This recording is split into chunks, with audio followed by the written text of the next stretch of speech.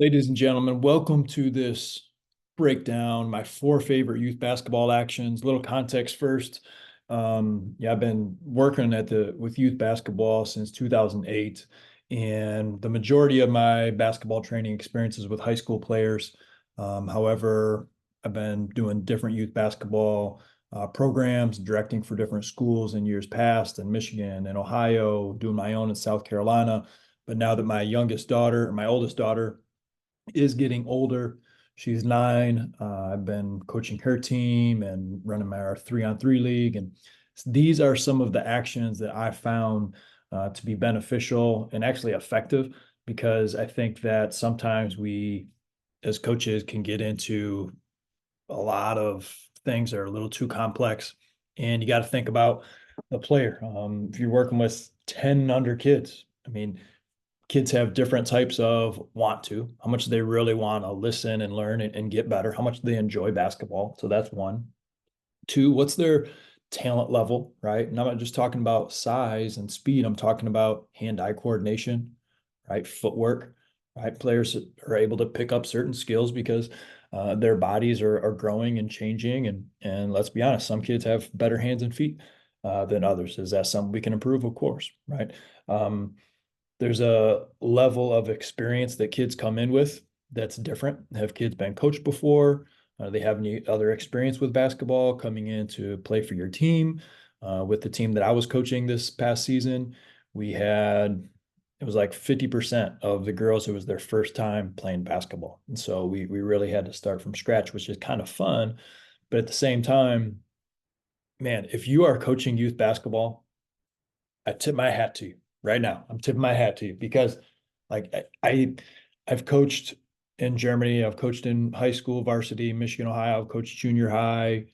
The hardest level of basketball I've coached is youth basketball. It really is. So props to you for doing the good work, because we have to start somewhere, right?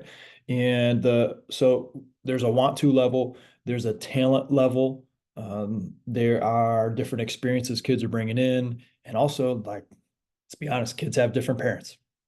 Enough said. And so all of this affects, how we're able to teach them to the best of our ability. And so as we get into these four-player actions, these are some ones that I found to be beneficial, and some may surprise you a little bit. So as you look at this screen, pay no attention to where the players are at right now on this breakdown. But let's say we have a kid who brings the basketball down and they start driving to the basket.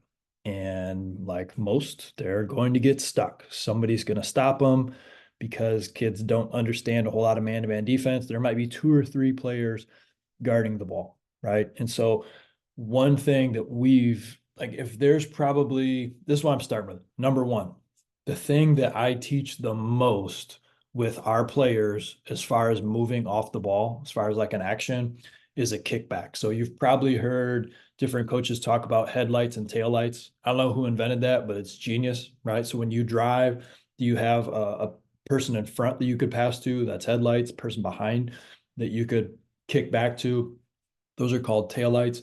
And so keeping that in mind is called, hey, we're going to kick it back, right? So I'm always telling our girls, if you drive and you get stuck, okay, we want to be strong with the ball. We want to get it on 2 feet, maintain a pivot, and we need somebody to kick it back to.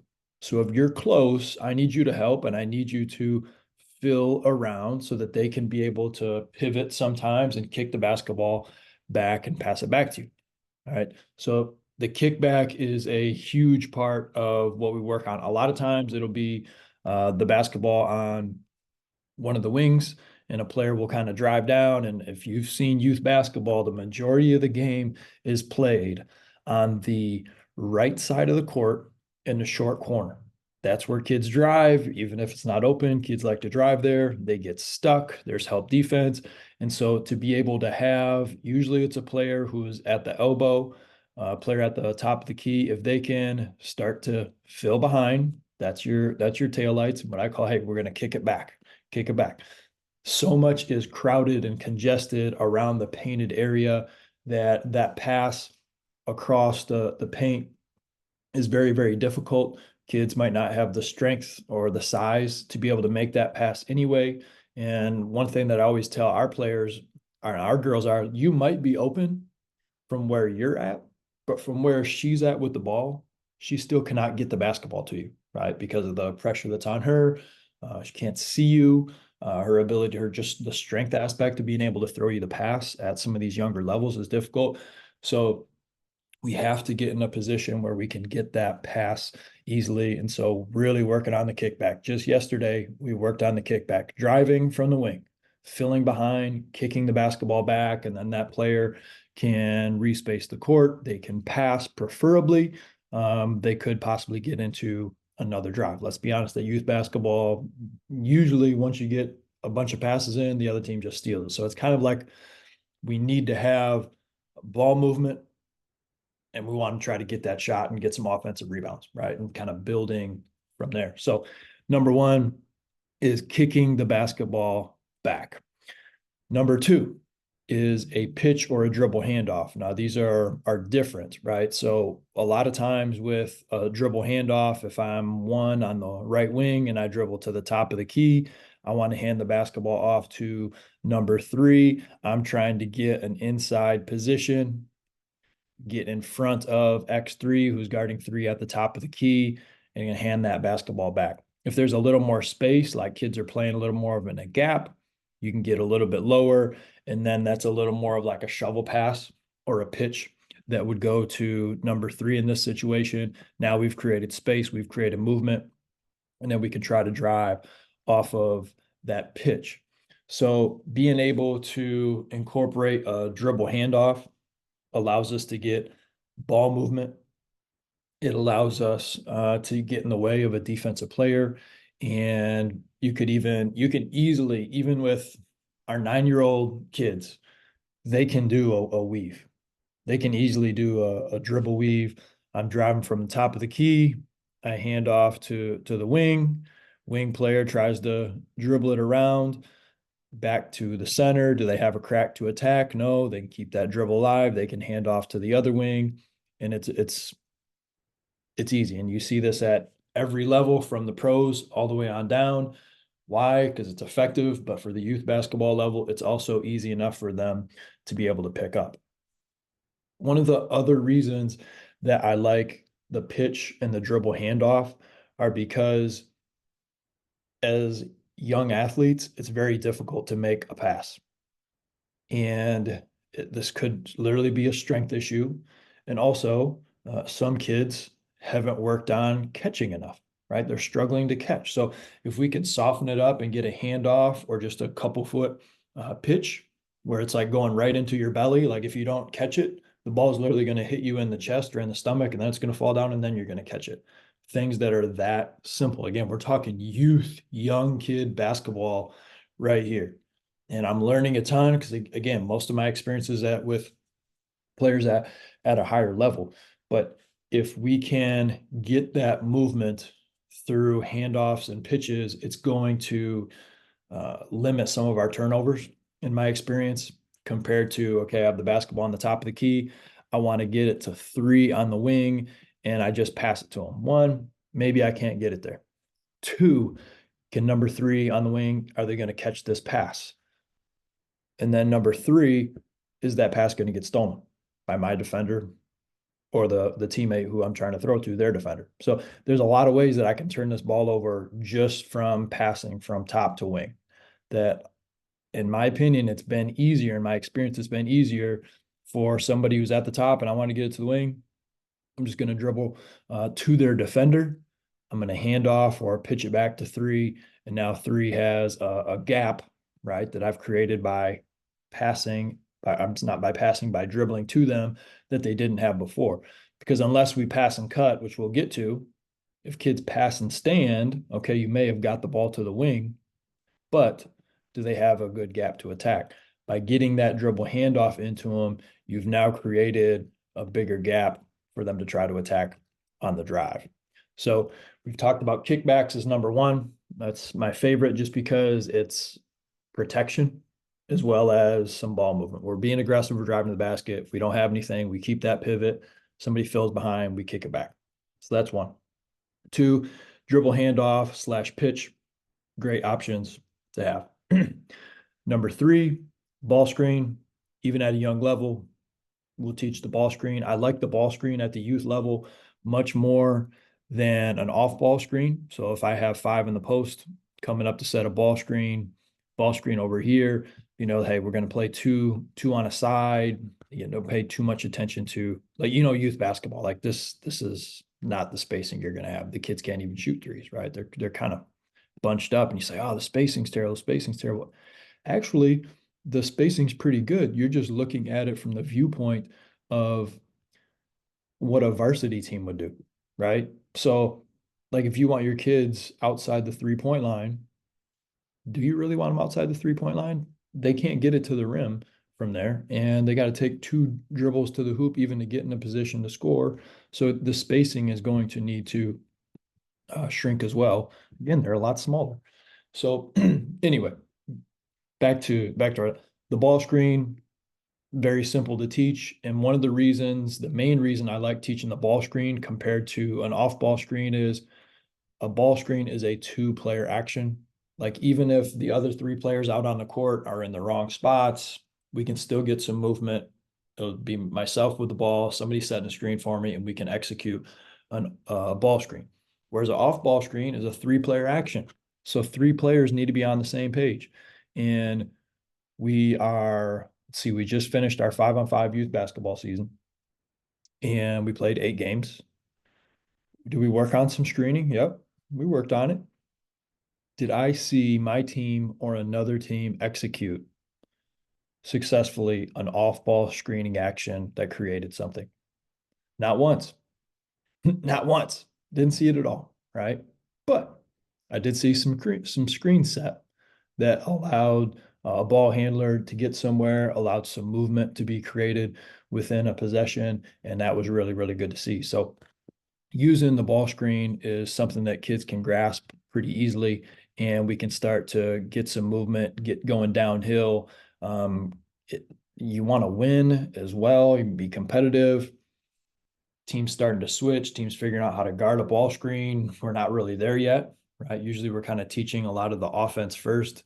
And from the defensive standpoint, a lot of simply like be aggressive, stay between your matchup and the basket, and teaching some rebounding, right? So for us, the ball screen is something that we were able to get a little bit of what we wanted. And I really wish our season was a little bit longer, because I think we were getting some of the handoffs, we were getting some kickbacks, and I really wanted to get to a little more comfortable with our team, being more effective with the ball screens. We were getting it, but not where I know it would go if we had like another month with them. And then the last one is one that is a little more, they're all pretty basic, right? But it's simply passing and cutting, right? Pass and basket cut. And this is something that is easier said than done at the youth basketball level, because we tend to gravitate towards the ball, right? But if we can pass, try to front cut, if at all possible, depending on what level you're coaching. This could be, you could get a pass right back into a give and go and score. But at the very least, we're creating some bigger gaps to be able to try to turn the corner and drive. We're creating some movement instead of standing and watching. And that's been really good. So did our team by any means, run clean offense this season? No. But I will say the amount of improvement, especially considering that half of our girls hadn't played basketball before, for them to be able to say like pass and cut, they would be able to pass, they would cut into the paint, and then it would kind of fill out a little bit. That was pretty good. Like I thought that was pretty good. And it gave the person who had the basketball a little more space than what most teams kind of look like, where it's pass and then I might run back to the basketball and try to get it back, or I might pass and just kind of stand and hope that I get the basketball back. It did allow us to get a little bit more movement. All right. With that said, like it wasn't not coaching like we had like these amazing players or anything like that. I'm not even saying I did a awesome job coaching, but these were the 4 things that this season, coaching 10U youth girls basketball, we were able to implement throughout the course of our season that were actual actions, right? So we're not just talking like basketball skills, individual skills, actions that you could run 5-on-5 out on the court that players were able to get better at. And you could actually see some of those results affect us positively in the game. So, again, the kickback is huge because I wanted to teach driving and being aggressive off the start. Like if we were transitioning down the court, I really wanted us to be aggressive and try to get to the rack and see if we could score, maybe make a pass for somebody to take a shot. So with that being like the main part of our transition from defense to offense is really pushing it up with court and seeing if we could get a good early shot. What came right after that is, okay, we don't have anything, and let's say we have picked our dribble up, it's that kickback pass, right? Now, let's say we're in more of a half court set. Okay, then we're talking the dribble handoffs, we're talking some ball screens and some passing and cutting. And if, like when I coach youth basketball again next year, these are going to be the four things that we will like really hammer home and try to concentrate on and see if we can get better at them in a faster period of time. And then, hey, can we mix in some other things? Can we mix in some off ball actions? Are we going to get there? I don't know. My thoughts would be, I just want to get better at these four things again. And then you combine the individual skills of, can we become better drivers? Can we become better finishers around the rim? And can we start to do a better job of making the pass that is like across the lane if somebody drives from the wing on the right side? And a lot of times we'll have somebody around the opposite post. Are we starting to get a little bit better at seeing that player having some court vision? And that would be building in more of the headlights, right? You drive and there's, if the hoop's in front of me, I know there's not a player standing underneath the basket, but in that vicinity of being able to get them the basketball, they're in my line of sight is what we're talking about, finding that open window. And that's something that I would really like to get better at with the young players that we're continuing to work with, especially when we hit basketball season, which starts down here like end of November, something like that. So those are my four actions. Highly recommend them if you're trying. This is on YouTube, even though this is more of a podcast format with Coach's Edge. So if you're watching on YouTube, appreciate you. If you're listening to the Coach's Edge podcast, appreciate you. If you're listening on the Coach's Edge podcast, you want to check out some of the stuff on our YouTube channel, check that out. We're doing a lot on YouTube. We had the 29-day ball handling series. We just cracked 4,000 subscribers, and we're like well on our way to continuing to grow the YouTube channel, which is pretty cool. But Coach's Edge podcast, again, you have players coming in at the youth level. I tip my hat to you for all youth basketball coaches. In my experience, it's the hardest level of basketball that I've coached, and different levels of want to get better, different talent levels, different parents, different experiences coming in. And being so young, you got this blank canvas that you're trying to work with, and it's very, very challenging, but man, is it rewarding. It is so rewarding to see kids get better, to have kids that come in and they're traveling and they're double dribbling and they're shooting with two hands. And by the end of the season, they're better at those individual skills, and they're starting to understand, like, okay, if somebody's in trouble, how do I help them out? If, I want to get somebody the basketball, what are ways that I can do that? It's very, very rewarding. If you can do all that and have some fun along the way, to me, that's a job well done. So appreciate all of you. Thank you for taking the time to watch this video, to listen to the podcast. If there's anything I can do for you, please let me know. If you're a varsity coach and you're listening, you're like, hey man, I thought this podcast was like, the nitty gritty details. I'm telling you, like, this is your future, right? If you're a varsity basketball coach, you got to have a great youth basketball program in place. And these are some things that I think can benefit your players down the road when they do get to you at the varsity level, because you're teaching them some of these basic concepts at an early age. And so it's all about building that foundation, building from the ground up. And that starts with our youth basketball players enjoying the game, learning the game in a positive environment. Thank you for listening to the Coach's Edge podcast. Get after it today.